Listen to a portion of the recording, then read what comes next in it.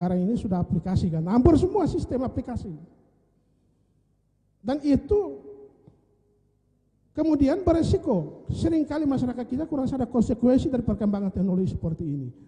Ini yang harus dibaca. Yang kedua, partai politik itu harus memahami karakter para generasi milenial.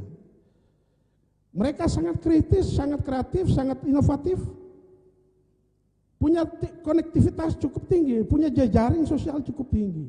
Mereka lebih curhat-curhat, lebih senang curhat di Facebook, di WhatsApp, dan di Instagram. Dan mereka paling banyak 81,7% itu mendominasi Facebook. Kalau kita lihat data ya, kalau 70,7% itu mereka menguasai WhatsApp dan 53,7% itu masuk di Instagram. Jadi media sosial ini yang harus dimanfaatkan. Cuma tadi yang berikut adalah bahwa generasi milenial ini membutuhkan keakraban. Jadi mereka memilih tokoh itu adalah tokoh yang akrab, tokoh yang memahami bahasa mereka. Bahasa mereka itu ada 3, olahraga, seni, dan teknologi. Itu generasi milenial. Ini yang harus dipahami oleh para partai politik agar kontestasi di 2019 itu memberikan efek yang positif dan kita tidak menghadapi lagi golput yang sama dengan tahun 2014 yang kurang lebih 30% ya. Atau tahun 2009 yang kurang lebih 29,1% itu. Mudah-mudahan ini bisa menurun gitu. Saya kira itu untuk sementara yang bisa saya sampaikan. Sekian, Assalamualaikum warahmatullahi wabarakatuh. Waalaikumsalam warahmatullahi wabarakatuh. Itu adalah peluang bagi peserta pemilu ya untuk legislatif. Dan dengan kondisi yang ada, apakah pemilih milenial ini memiliki pengaruh yang besar untuk hasil akhir pada pelaksanaan pemilu 17 April?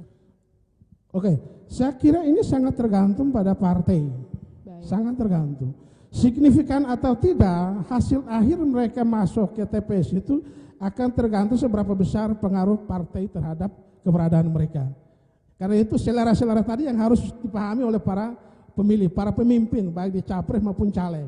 Harus pahami benar. Baik, terima kasih Pak Ramli. Kita berikan dulu aplaus untuk ketiga narasumber kita. Pendengar, sekali lagi kami informasikan untuk Anda talkshow pada pagi hari ini seperti apa pilihan pemilih milenial yang kami siarkan secara langsung dari Aula Kampus IAIN Ternate. Anda bisa berinteraktif melalui SMS pendengar ya. Sampaikan tanggapan Anda, pandangan Anda tentang pelaksanaan pemilu 17 April yang pelaksananya kurang dari 1 bulan pendengar, 1 bulan lebih, dan SMS-nya ke 0853 mohon maaf 0823 93 56 90 69. Ada Ketua KPU Provinsi Maluku Utara Pak Sahrani, kemudian anggota Bawaslu Provinsi Pak Fahrul, dan akademisi IAIN Ternate Pak Ramli. Saya mau ke teman-teman mahasiswa yang ada di sini. Nah, ini tadi kalau kita sudah dengarkan penjelasan dari ketiga narasumber, dari Pak Sahrani, Pak Fahrul, dan juga Pak Ramli ya. Nanti di akhir ada praktek begitu ya, akan diperlihatkan ya Pak Sahrani ya dari KPU untuk teman-teman mahasiswa di sini bagaimana sih cara pencoblosannya, karena tadi di awal sudah disampaikan nih pada tanggal 17 April itu ada 5 surat suara. Ada pemilihan untuk anggota legislatif kabupaten kota, kemudian provinsi, DPD, DPRI, dan presiden. Nah, di sini ada yang sudah menjadi peserta pada tahun 2014, pemilu 2014. Sudah ada yang pernah menggunakan hak pilihnya pada pelaksanaan pemilu, baik 2014 kemarin wali kota, kabupaten kota, kemudian gubernur. Ada yang sudah memilih? Sudah. Gimana? Ada pertanyaan mungkin yang ingin teman-teman sampaikan untuk narasumber terkait dengan pembahasan kita pada hari ini? Seperti apa pemilih milenial? Teman-teman mahasiswa juga termasuk ya, kalau usianya di bawah 35 tahun. Ya, saya dari pojok kiri dulu. Perkenalkan nama, kemudian langsung pada pertanyaannya ditujukan kepada siapa? KPU, Bawaslu, ataukah dari akademisi? Silakan.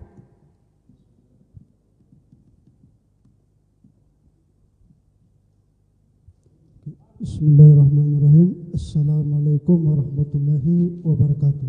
Waalaikumsalam warahmatullahi wabarakatuh. Sebelumnya saya minta maaf ya kepada teman-teman, saya keburuan untuk memberikan pertanyaan atau mungkin sebentar nanti teman punya bagian. Yang pertama ya, oke, pertama dulu saya. Namanya siapa? Nama saya, perkenalkan nama saya Maswin Usman. Saya semester akhir dari Fakultas Syariah, Prodi Hukum Ahwal Syariah. Kepada Bapak materi yang saya hormati, pertama-tama saya selaku pribadi sangat mengapresiasi ternyata topik pada hari ini, alhamdulillah saya harapkan terjadi juga di hari ini. Karena kenapa kita sebagai mahasiswa atau katakan sebagai milenial hari ini, betul apa kami selalu kalau tidak ada kajian atau guru sebagainya, kami selalu berinteraksi atau mengadakan dialog, diskusi dan sebagainya terkait dengan sosok si pemimpin itu seperti apa. Mungkin saya lebih fokus lagi terkait dengan penyampaian Bapak tadi. Yang pertama terkait penyelenggara pemilu. Mungkin hari ini saya secara pribadi teman-teman melayani. Bahasanya kalau ke bahasa kabupaten kan Bawaslu. Kalau misalnya di desa itu seperti apa? Bagaimana kita untuk bagaimana bersahabat dengan mereka? Artinya jangan sampai bahasa kasarnya sampai pandang pintar, pandang enteng bahasanya. Sikap kita bagaimana supaya kita bisa bersahabat dengan mereka untuk mensukseskan pemilihan yang bersih, adil dan sejahtera. Baik, sudah poinnya sudah bisa ditangkap ya. Mungkin yang terakhir lagi Pak, yang Ibu. Oke, langsung pada poinnya. Ya, yang terakhir.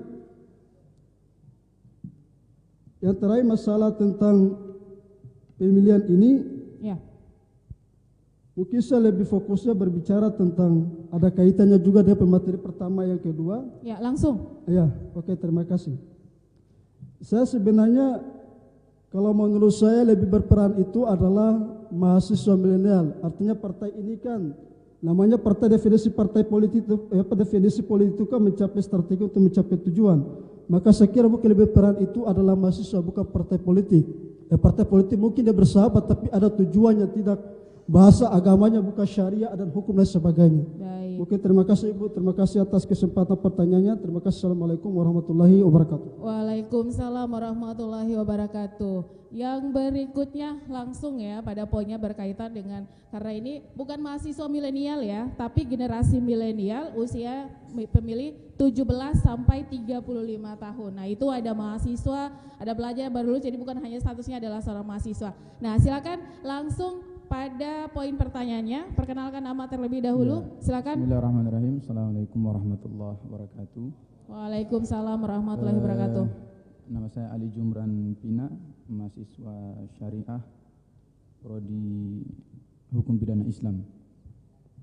Baik, sebelumnya saya kemudian mengapresiasi langkah taktis dan strategis yang kemudian diambil oleh RRI, yang kemudian memotori ini semua, di mana di luar banyak orang yang kemudian membahas tentang hoax, membahas tentang SARA, tapi RRI mengambil jalan pintas lain gitu.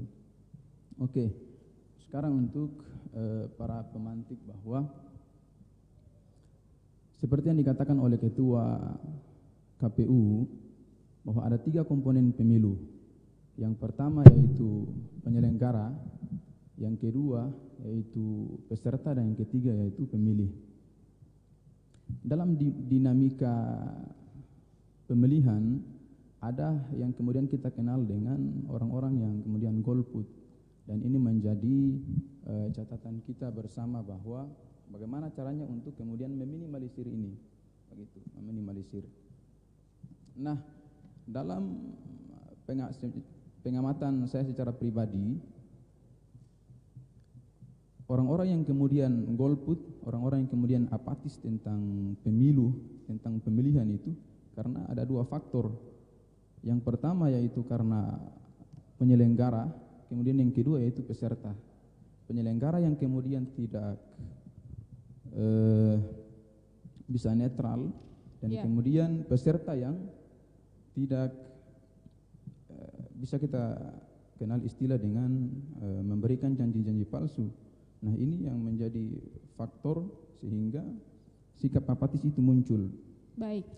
Dan kemudian yang kedua, masalah pemilu milenial atau pemilu pemula. Pemilih pemula. Pemilih pemula. Ya, dalam kasus ini, dalam kontestasi sekarang, itu saya kira bahwa kita semua adalah pemilih pemula. Begitu. Karena polanya berbeda dengan tahun dan kemarin. Begitu buktinya surat suara saja hampir ada 5 atau ada 6. 5. Ada 5. 5 surat suara. Ini baik. adalah, makanya saya bilang kita semua adalah pemula dalam pengertian yang lain. Baik. Kemudian pertanyaan saya adalah masa cuti untuk presiden, kira-kira ada tidak regulasinya, aturannya? Baik. Kemudian berapa lama? Iya, kita berikan aplaus untuk Adi. Berikutnya saya ke pertanyaan yang ketiga. Ya, yang ketiga langsung ya pada poin pertanyaannya berkaitan dengan pemilih milenial perannya pada pelaksanaan pemilu 17 April. Silakan. Oke, terima kasih kepada moderator yang telah memberikan saya kesempatan untuk bertanya. Di sini saya ingin bertanya kepada narasumber KPU. Sebelumnya, Assalamualaikum warahmatullahi wabarakatuh. Waalaikumsalam warahmatullahi wabarakatuh. Perkenalkan, nama saya Rismanto Magola, Fakultas Tarbiyah Program Studi Pendidikan Bahasa Arab. Di sini saya ingin bertanya tentang mekanisme memilih sebagai pemilih yang pindah. Contohnya saya sebagai mahasiswa dan saya Kabupaten Halmahera Selatan dan ingin mencoblaskan diri di Ternate sini. Kan yang kita tahu bahwa pemilihan ini nanti ada 5 surat suara, DPR Kabupaten, Kota, DPR Provinsi, DPD Pusat dan DPR RI Pusat dan Capres dan Wapres. Ya. Nah, di sini saya ingin menanyakan, ketika saya mau mencoblaskan diri di sini itu mekanismenya kayaknya bagaimana? Kan tak mungkin surat suara di DPR ini kan sama di TPS yang di sini. Iya. Khususnya DPR Kabupaten Kota saja. Baik. Mungkin itu saja. Terima kasih. Baik, terima kasih. Ya, kita 3 pertanyaan dulu. Nanti sesi berikutnya kita buka, berikan kesempatan dulu kepada para narasumber. Yang pertama tadi adalah bagaimana pengawasan dari penyelenggara khususnya Bawaslu untuk memaksimalkan pengawasan pelaksanaan pemilu 17 April ya, dari Naswin kemudian juga dari Adi ya. Adi juga bagaimana meminimalisir pemilih yang golput atau tidak menyalurkan hak suaranya pada hari H pencoblosan 17 April. Kemudian yang ketiga adalah tentang mekanisme pemilih pindah. Nah, tadi sempat sedikit sudah disinggung oleh Pak Sahrani tadi. Silakan, yang pertama dari Pak Sahrani. Iya, jadi memang tadi saya belum singgung tentang pemilih milenial karena saya cuma secara umum saja menjelaskan tentang bagaimana mekanisme pemilu. Ya. Memang pemilih milenial ini, kenapa disebut pemilih milenial? Karena yang milenial itu kan dia melek informasi, selalu ingin tahu apa nama. Jadi kalau teman-teman ini, siapa yang belum punya HP? Tidak mungkin tidak ada. Tidak mungkin tidak ada. Apalagi siapa yang HP dulu-dulu taruh di internet. Tidak mungkin di zaman sekarang tidak mungkin ada yang pegang HP tidak menggunakan internet. Jadi milenial itu kan orang yang melek informasi, orang yang secara apa ingin tahu, tapi apakah orang tua tidak ingin tahu? Ingin tahu dan orang tua juga biasa pegang HP juga. Tapi tidak disebut milenial. Nah, milenial ini ditujukan pada generasi muda saja, generasi muda. Jadi kalau Anda terdaftar sebagai pemilih dan Anda ingin tahu tentang pemilu, maka Anda adalah pemilih milenial. Tapi kalau Anda tidak terdaftar sebagai pemilih dan Anda tidak ingin tahu tentang pemilu, maka Anda bukan pemilih milenial. Anda milenial saja, tapi bukan pemilih milenial. Maka supaya Anda jadi pemilih milenial, harus terdaftar sebagai pemilih. Anda tidak tahu tentang pemilu. Dan yang bagus, pilihlah yang paling sedikit kejelekannya. Saya kira memang itu disunahkan untuk kita memilih. Saya kira itu untuk sementara. Baik, tambahannya Pak Sahrani tadi yang disampaikan ini sudah berubah. Ada reformasi sistem pemilu. Jadi reformasi sistem pemilu itu perubahan sistem pemilu itu mengarah kepada sistem yang sangat kuat, yang lebih baik. Sistem pemilu kita pada saat ini itu dianggap sangat kuat, utamanya dalam kewenangan yang diberikan oleh undang-undang efektif bagi pengawasan proses pemilihan kita agar prosesnya baik, hasilnya juga berkualitas. Jadi hasil dari pemilu kita berkualitas dan mendapatkan legitimasi yang kuat dari masyarakat itu sendiri. Memang akhir-akhir ini ada sebuah kenyataan yang diperhadapkan kepada kita bahwa ada pemilih yang bersikap apatis. Bersikap apatis itu disebabkan karena pemilih atau masyarakat ini sudah kehilangan trust, sudah kehilangan kepercayaan kepada pejabat negara, kepada DPRD, sehingga mereka kehilangan kepercayaan. Ini yang menjadi tantangan bagi penyelenggara untuk menjawab sikap yang apatis dari pemilih. Baik. Yang kedua, misalnya ada kecurigaan gitu. Jadi timbul kecurigaan yang berlebihan terhadap ketidaknetralan penyelenggara pemilu.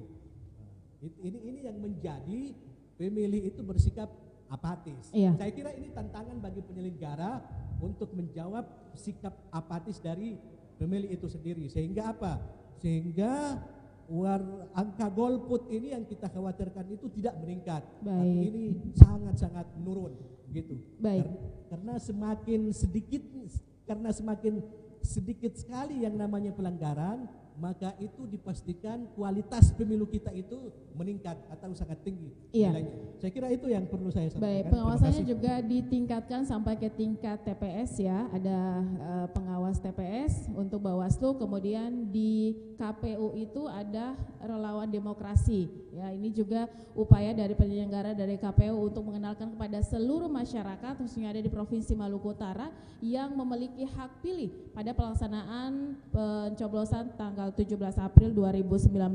Teman-teman dari KPU mungkin menyiapkan peraganya, nanti kita akan di sesi terakhir kita akan perlihatkan kepada teman-teman mahasiswa IAIN bagaimana proses pencoblosan ya pada hari H 17 April, karena di 17 April nanti ada 5 surat suara berbeda yang harus dilakukan oleh teman-teman pemilih. Baik, sesi kedua saya persilakan, ada yang teman-teman perempuan mungkin ada yang mau ditanyakan yang disampaikan di awal sebagai pemilih pemula baru ibu mungkin ada yang perlu ditanggapi dulu tadi itu terkait dengan golput juga. Jadi kalau kita petakan generasi milenial itu dalam 3 kelompok. Yang pertama itu kelompok yang tidak terlalu tertarik dengan politik.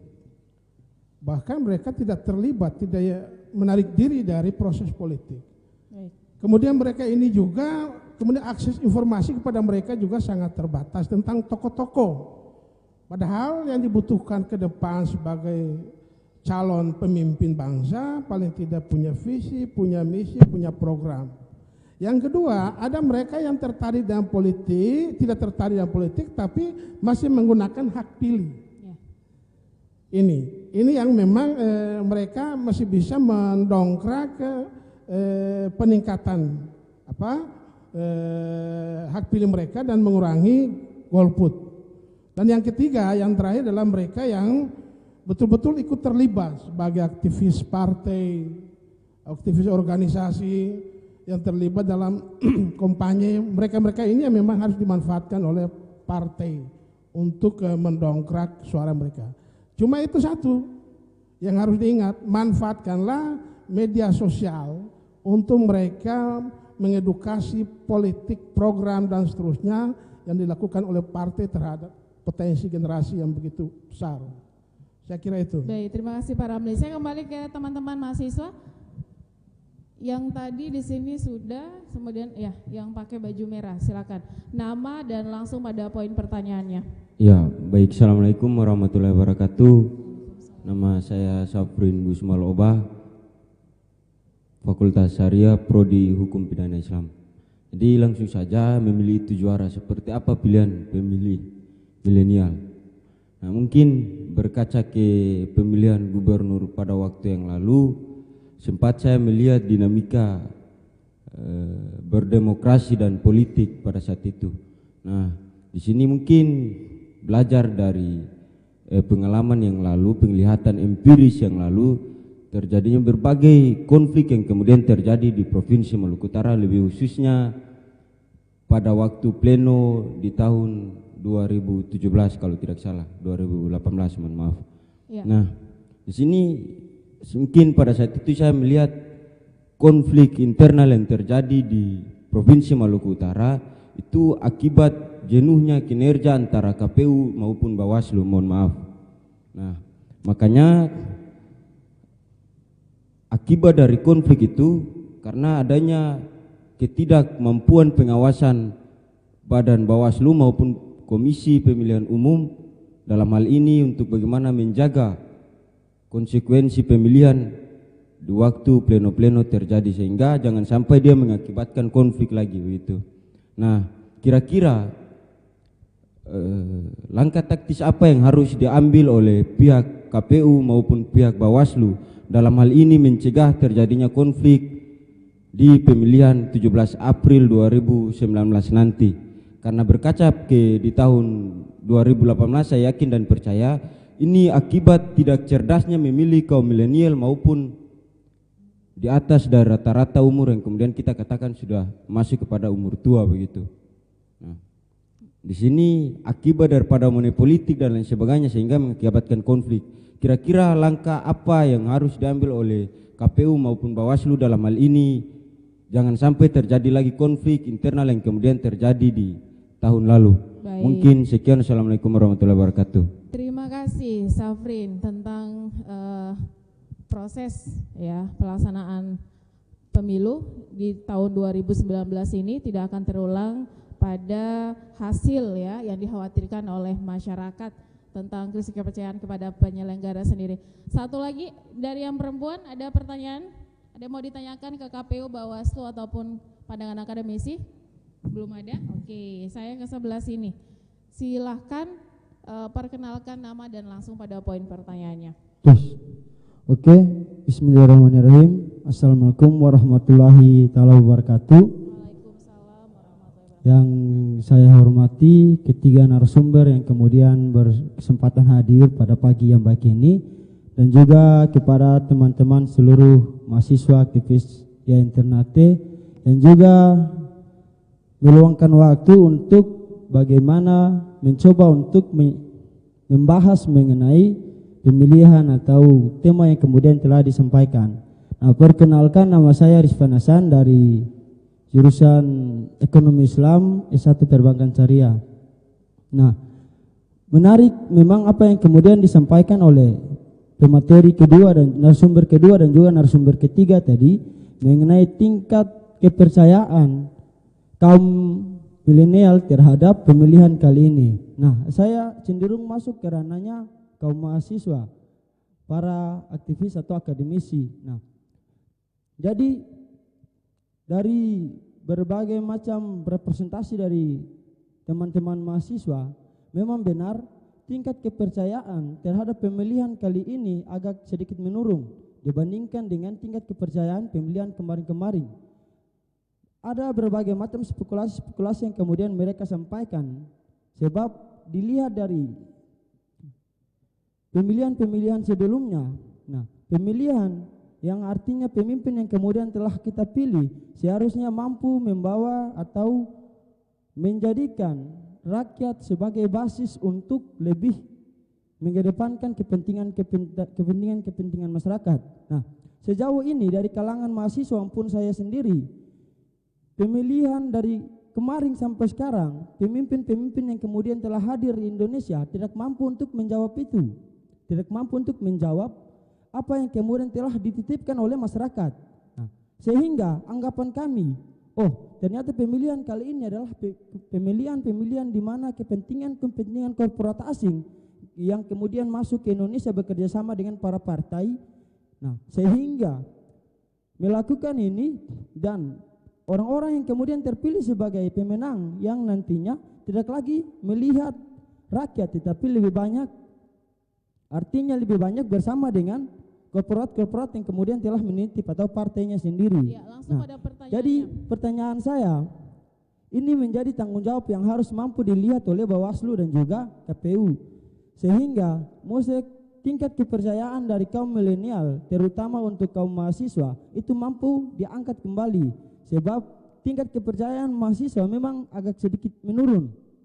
Dilihat dari tingkat kepercayaan, belum lagi berbagai macam problem yang kemudian telah kita alami kemarin-kemarin. Baik. Kopra dan sebagainya. Ini yang menjadi tingkat kepercayaan, itu dia lebih tambah menurun. Mungkin itu saja yang dapat saya sampaikan, ya saya kembalikan. Baik, terima kasih. Satu lagi di sesi terakhir ya.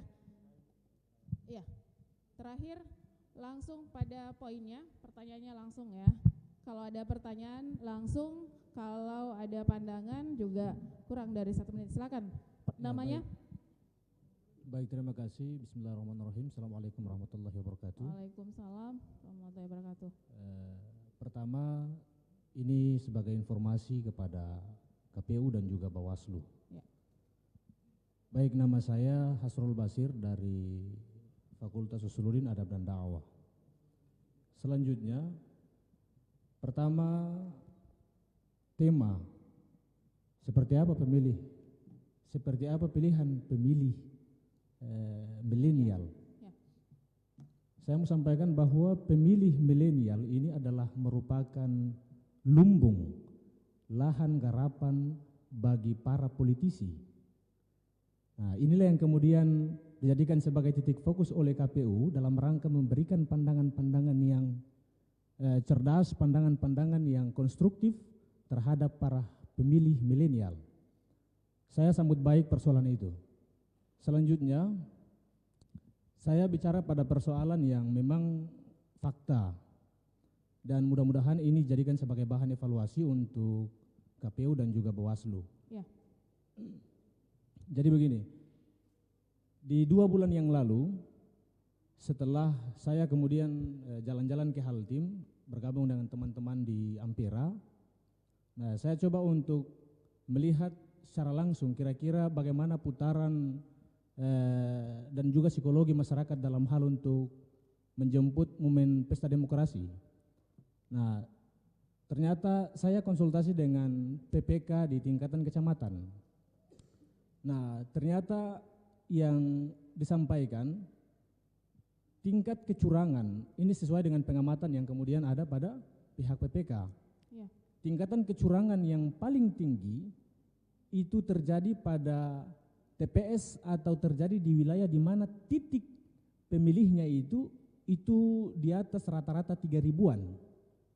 Itu titik atau satu kampung, satu desa yang jumlah pemilihnya itu 3.000-an. Nah, dia sampaikan begini, ada pembengkakan data DPT. Kalau Bawaslu pada hari ini dan juga KPU pada hari ini lebih fokus pada pemilih milenial. Saya mau ajukan satu saran, kalau boleh itu fokus pada DPT, karena DPT itu ada pembengkakan yang kemudian itu disengaja dan tidak diketahui langsung oleh pihak KPU. Nah, saya pikir ini yang kemudian dijadikan sebagai titik fokus selain dari generasi milenial. Selanjutnya, mudah-mudahan ini dapat dijadikan sebagai bahan evaluasi. Kira-kira itu saja yang dapat saya sampaikan. Terima kasih. Baik, terima kasih. Sesi ini kita tutup ya, langsung tanggapan dari narasumber. Kemudian di terakhir kita akan memperlihatkan kepada teman-teman semuanya tata cara pencoblosan ya pada hari H 17 April. Silakan Pak Sahrani. Ya, memang penyelenggara pemilu itu, jadi sebagai penyelenggara pemilu di mata peserta ini, peserta dan tim pendukungnya. Jadi penyelenggara pemilu itu dia bikin benar sekalipun pasti akan salah di mata yang kalah, pasti. Itu sudah pasti. Apalagi bikin salah. Bikin benar saja salah di mata yang kalah, apalagi bikin salah. Oleh karena itu memang mau tidak mau memang kita harus sebatkan masyarakat. Jadi pertama begini, apa yang dilakukan oleh KPU dari pemilu ke pemilu sudah mulai semakin bagus. Kenapa? Kita melakukan sesuatu itu secara transparan. Semua kita lakukan secara terbuka. Baik pemutahiran data pemilihnya, proses pencalonannya, kita terbuka. Terbuka itu kita lewat media informasi dan lain-lain, kita terbuka supaya masyarakat bisa melihat prosesnya. Kalau ada masalah silakan sampaikan ke kita dan kita akan benahi kalau memang betul salah. Tapi kalau memang ada yang keliru ditanggapi, kita akan sampaikan bahwa ini prosesnya seperti ini. Jadi kita berharap begini teman-teman milenial ini, jangan cuma hanya, memang teman-teman banyak sekali mengkritik penyelenggara pemilu, selalu saja ada kritik, tapi tidak pernah memberikan solusi. Nah, solusinya yang pertama, libatkan diri dalam proses penyelenggaraan pemilu atau peserta pemilu. Coba, Anda terlibat di dalam, coba, supaya Anda tahu bagaimana prosesnya.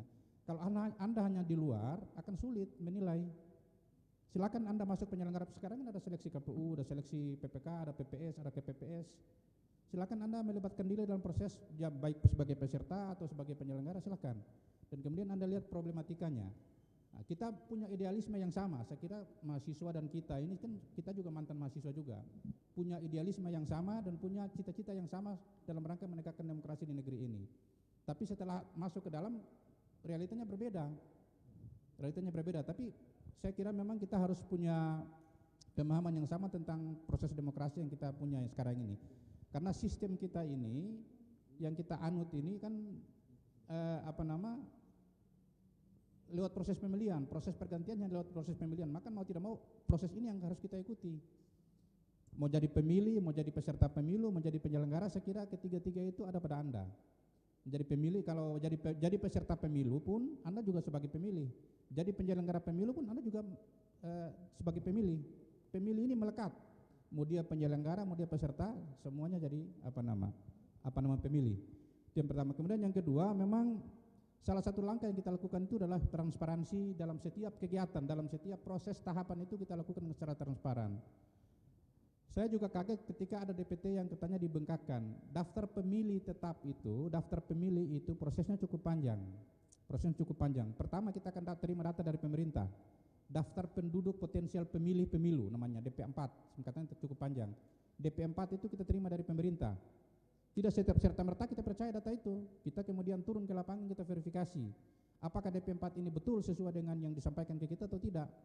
Maka kita temukan banyak yang sudah meninggal, banyak yang kita sudah pindah, maka kita coret.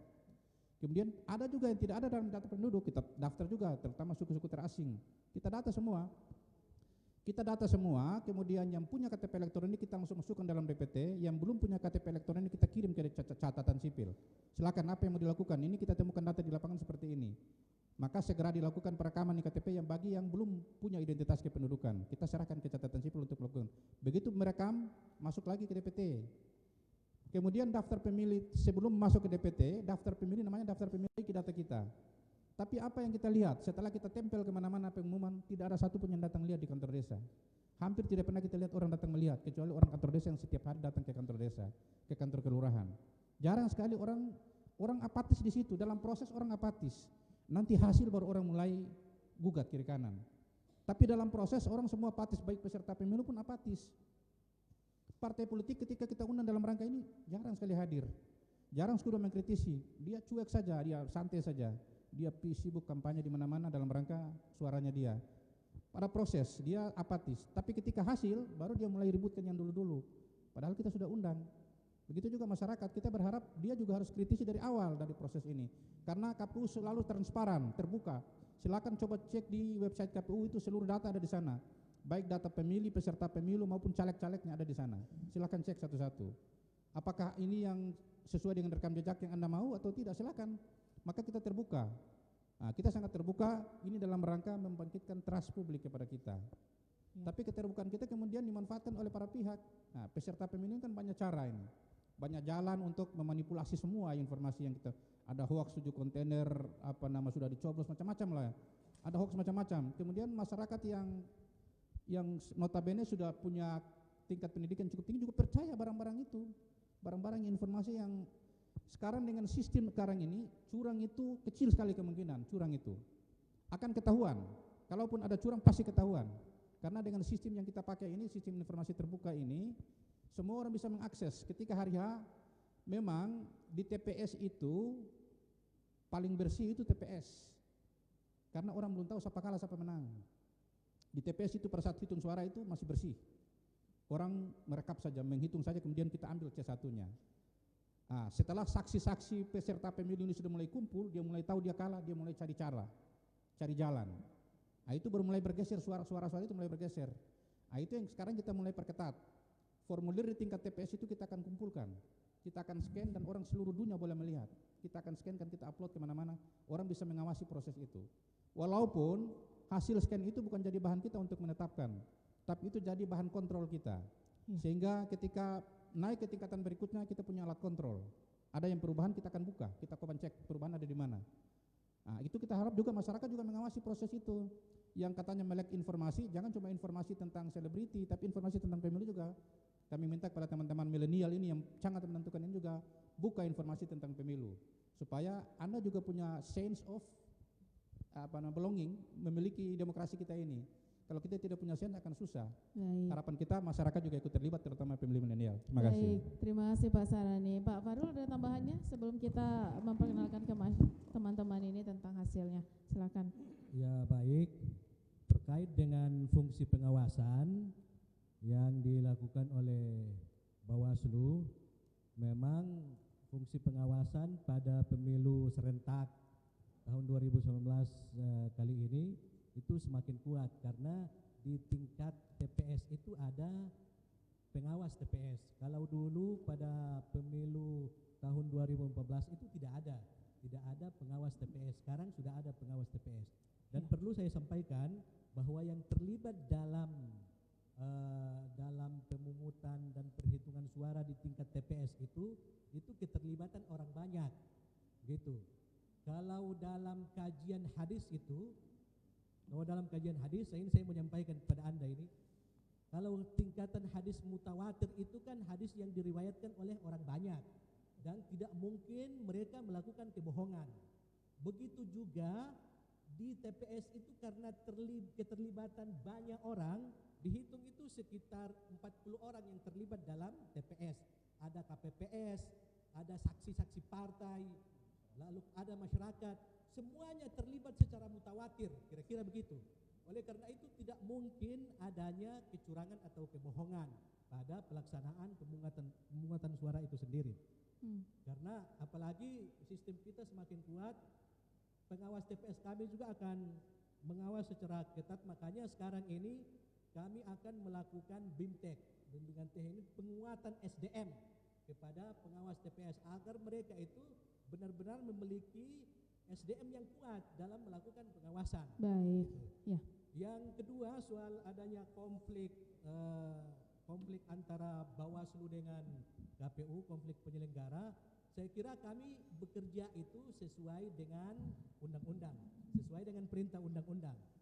Kalau ada yang bekerja tidak sesuai dengan undang-undang, itu namanya pelanggaran kode etik. Kalau pelanggaran kode etik begitu dilaporkan ke DKPP, Dewan Kehormatan Penyelenggara Pemilu, langsung dipecat kalau itu terbukti dalam persidangan di DKPP. Jadi masyarakat sudah disediakan saluran hukum pemilu. Jadi kalau ada penyelenggara yang tidak netral, yang berkonflik segala macam itu, ya bisa dilaporkan ke DKPP itu sendiri. Baik. Saya kira itu yang perlu saya sampaikan. Baik, Pak Ramli ada tambahannya? Oke, Saya ada. lihat tadi senyum-senyum ini ya. Itu bisa tanggapannya sudah disampaikan Begini. oleh Pak Nani dan Pak Fahrul. Pemilu yang berintegritas itu jurdil, langsung, umum, bebas dan rahasia. Ya. Justru ada itu pemilu yang berintegritas dan kita mau kualitas demokrasi ini menjadi bagus. Memang saya kira kita sepakat ya, kecurangan ini masih merupakan bagian dari tantangan yang harus kita hadapi. Bukan saja di KPU dan Bawaslu, jangan cuma di penyelenggara pemilu saja, tapi masyarakat civil society juga harus ikut terlibat. Saya terkesan sekali ada sekarang ini kan orang mengandalkan teknologi. Mungkin nanti ke depan pemerintah itu sudah bisa berpikir, apakah sistem aplikasi untuk anti konten administrasi yang berbau palsu itu bisa atau tidak? Seperti yang ditemukan oleh para mahasiswa yang punya aplikasi anti berita hoax, konten berita yang mengandung unsur kebohongan.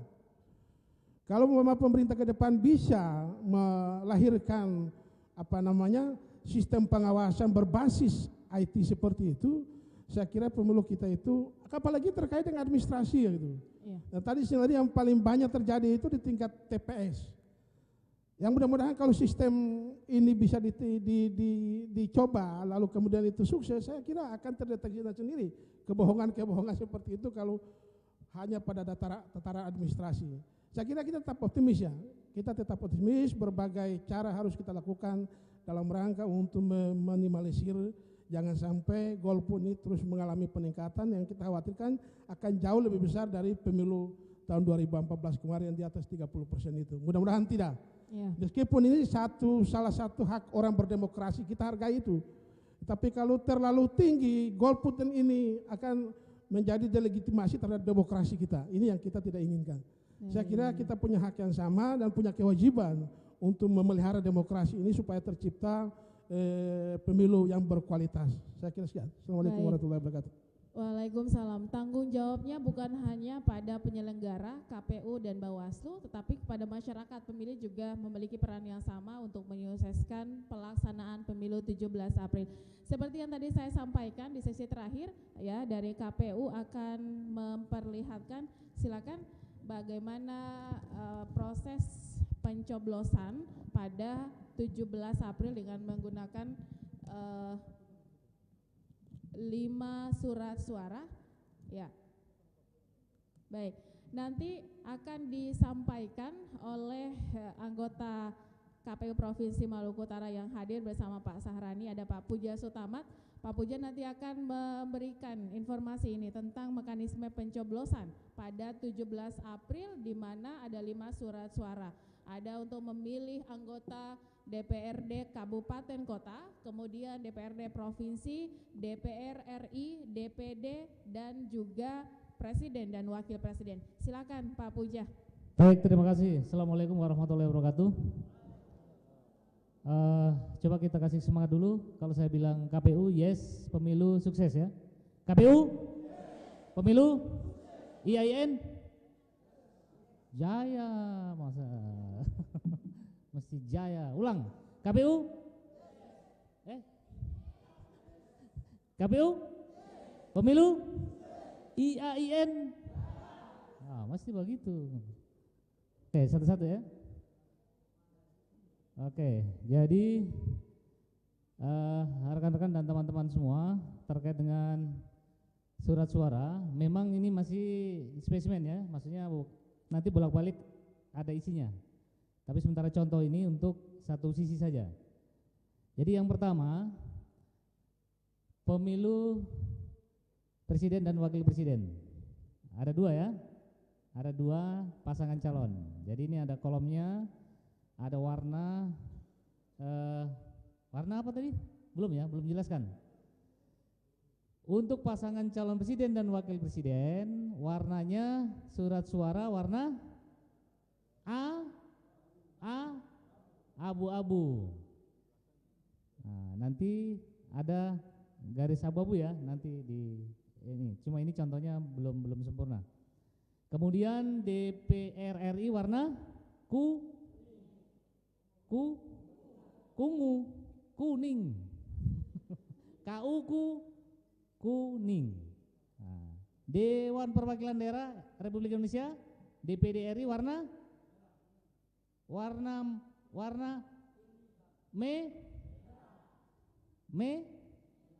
bukan merah ya, merah.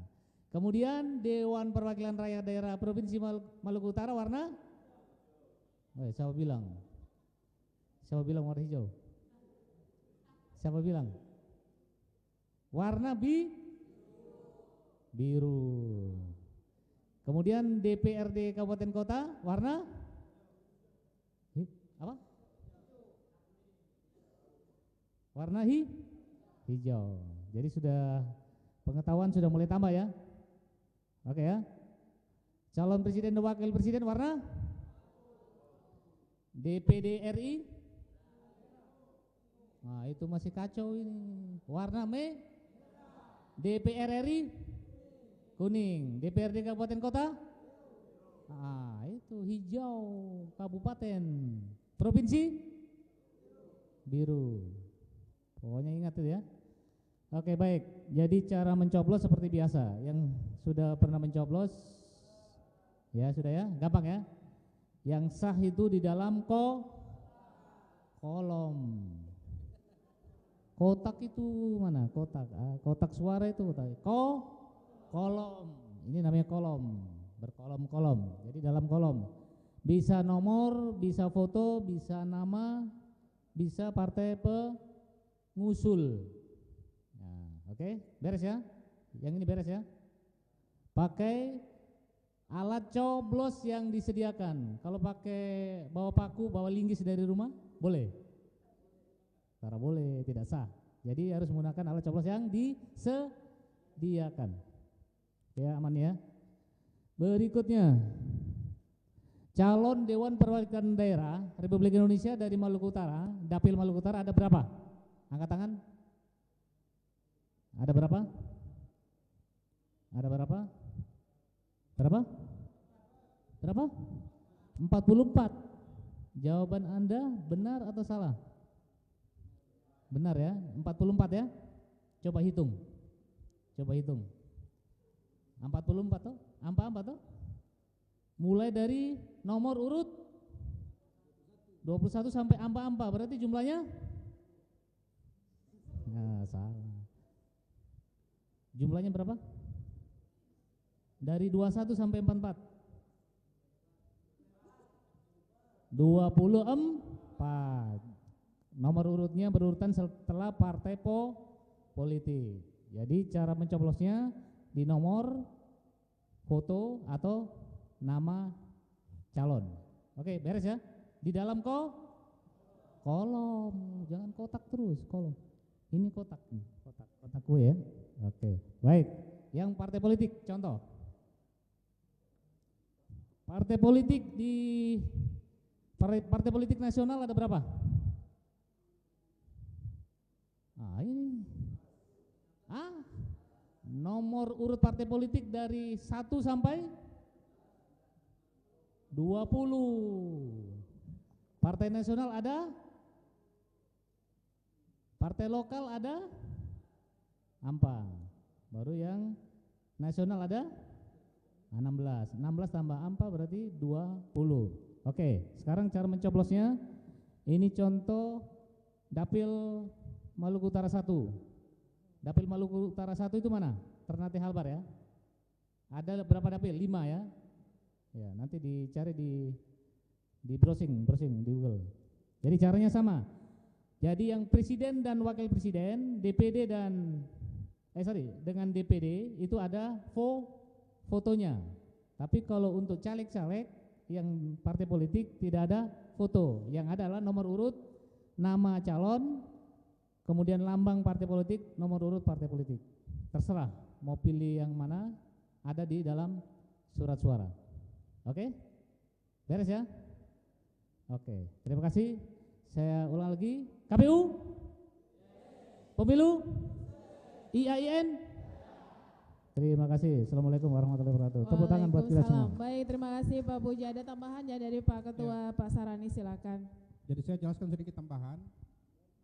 Yang dimaksud dengan warna abu-abu, warna merah, warna kuning dan itu ada di mana? Memang ada di belakang surat suara ini. Nanti setelah dilipat kan jadi kecil dia, jadi kecil. Kecil itu nanti di depannya tuh warnanya itu yang menentukan. Bukan warna ini. Warna ini pasti sama. Yang di dalam ini sama. Warna itu nanti setelah dilipat, bagian luarnya itu yang kelihatan warnanya apa. Warna abu-abu berarti presiden dan seterusnya. Sampai warna hijau di kabupaten kota. Yang pertama. Kemudian yang kedua, yang kita berharap itu Anda coblos nama. Kenapa? Supaya Anda pilihan Anda jelas. Oh, nama ini yang Anda pilih. Bukan partainya saja. Tapi coblos partai juga sah, tidak masalah. Dia masuk suara partai. Tapi sebaiknya Anda coblos calon yang Anda inginkan. Kalau kita begitu. Jadi setiap nama itu kolomnya sendiri-sendiri. Dan di antara kolom ke kolom itu ada spasi kosong. Maka kalau boleh coblos nama yang Anda pilih.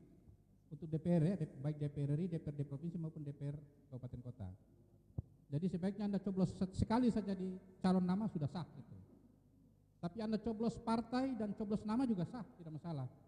Yang dihitung akan namanya itu dihitung. Tapi kalau Anda coblos partai saja maka suara partai saja akan dihitung, suara caleg tidak dihitung.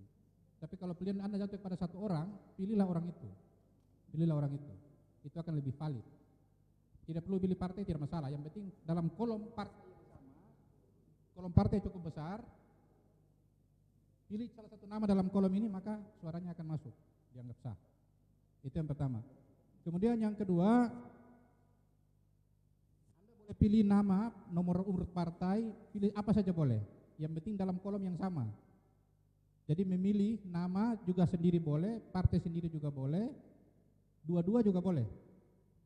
Tapi yang paling inti itu nama, karena nanti sebentar kalau partainya sudah dapat kursi, siapa yang duduk, itu ya suara terbanyak. Suara yang terbanyak. Maka kalau Anda punya pilihan terhadap satu orang, maka Anda pilih lebih dulu orang itu. Tidak perlu pilih partai, tidak masalah. Yang penting pilih orangnya, maka suara partai juga akan terhitung sekaligus. Nah, cukup pilih orangnya saja. Caranya bagaimana? Ini kan cukup banyak ini. Kalau Anda masuk di TPS baru baca satu-satu, di bilik suara baru baca satu-satu, itu butuh waktu 1 jam juga akan tidak cukup. Baca begini banyak orang, kalau baca satu-satu, itu butuh waktu yang cukup lama. Baru apalagi ada 5 surat suara, ya sudah 2 itu kan ada, yang 3 lainnya tidak ada foto. Bagaimana caranya supaya cepat? Nanti daftar nama seperti ini itu akan ditempel di depan-depan TPS. Akan ditempel di depan-depan TPS. Silakan Anda melihat di depan TPS itu mau calon presiden, mau calon legislatif provinsi, DPR RI, dan silakan lihat. Pilihan Anda jatuhkan pada saat itu, supaya begitu Anda masuk ke bilik tidak perlu baca satu-satu. Tinggal coblos cari yang pilihan Anda dan kemudian coblos. Karena kalau dalam bilik baru baca, itu habis itu. Hatam itu nanti sekitar 1-2 jam baru bisa hatam itu. Karena cukup banyak nama. Belum DPRD provinsi, DPR kabupaten kota, belum DPR RI, belum DPD dan presiden dan wakil presiden. Maka caranya di depan-depan TPS akan ditempel ini semua. Baik calon presiden, calon legislatif, dan calon DPD akan ditempel ini. Supaya sebelum masuk ke dalam bilik, silakan baca dan tentukan pilihan Anda di luar. Kalaupun Anda punya pilihan sudah dari rumah, itu malah lebih bagus. Tapi kalau belum, silakan baca di luar yang ditempel di TPS di papan pengumumannya. Dan ketika Anda masuk, karena lipatannya jadi kecil, buka dan cari orang yang akan Anda coblos. Dan langsung fokusnya ke situ. Jangan baca semua dari nomor 1 berapa orang, 12 orang, baru baca lagi nomor 2 berapa orang. Waduh, itu makan waktu yang cukup panjang. Dan ini sudah disimulasikan. Maka dalam undang-undang disebutkan 500 setiap TPS maksimal, tapi setelah disimulasi memang waktu yang ideal itu hanya 300. Maka KPU memutuskan maksimal 1 TPS hanya 300 pemilih. Karena kalau 5 surat suara dengan 500 bisa jadi sampai lewat jam 1 belum selesai mencoblos. Belum selesai. Apalagi dia masuk dan dia baca satu-satu. Maka kita harapkan nanti ini teman-teman yang mahasiswa ini juga menyampaikan kepada masyarakat bahwa caranya bagaimana coblos dalam kolom ini. Caranya bagaimana, lihat dulu di luar di TPS itu ada daftar nama ini, pilihannya sudah jatuh, begitu masuk ke bilik tidak perlu baca satu-satu. Langsung saja menentukan pilihan dengan mencoblos orang yang Anda pilih. Saya kira itu teman dari saya, terima kasih. Baik, terima kasih Pak Sarani. Kita berikan aplaus dulu untuk seluruh narasumber dan kita semua yang hadir di sini. Sukses tidaknya pelaksanaan pemilu legislatif dan pilpres pada 17 April bukan hanya berada pada penyelenggara tetapi seluruh masyarakat. Penyelenggara memiliki tanggung jawab memberikan pengetahuan kepada masyarakat, kepada pemilih untuk bagaimana partisipasi mereka, tata cara pencoblosan dan kemudian mekanisme yang harus diketahui oleh masyarakat. Dan kita sebagai masyarakat yang memiliki kesadaran untuk berpartisipasi aktif, memberikan hak suara pada pelaksanaan pemungutan pada 17 April 2019. Terima kasih untuk teman-teman mahasiswa yang sudah hadir pada pagi hingga siang ya untuk pelaksanaan talkshow pada hari ini, dan juga kepada 3 narasumber, Pak Sarani, Pak Farul, dan juga Pak Ramli, terima kasih. Dan pendengar, untuk Anda semuanya yang mendengarkan kami melalui frekuensi MW 891 kHz, kami atas nama Kerabat Kerja Radio Republik Indonesia Ternate menyampaikan terima kasih atas kebersamaan Anda selama kurang lebih 90 menit ya mendengarkan talkshow tentang memilih itu juara, seperti apa pilihan pemilih milenial yang kami siarkan secara langsung dari Aula Kampus IAIN Ternate. Saya Trakia Samsudin, terima kasih. Wassalamualaikum warahmatullahi wabarakatuh.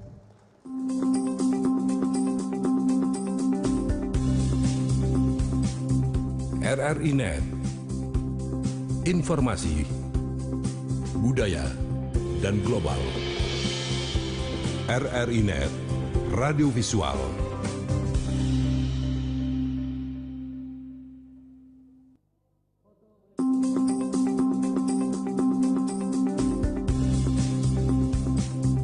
RRI Net, informasi, budaya, dan global. RRI Net, Radio Visual.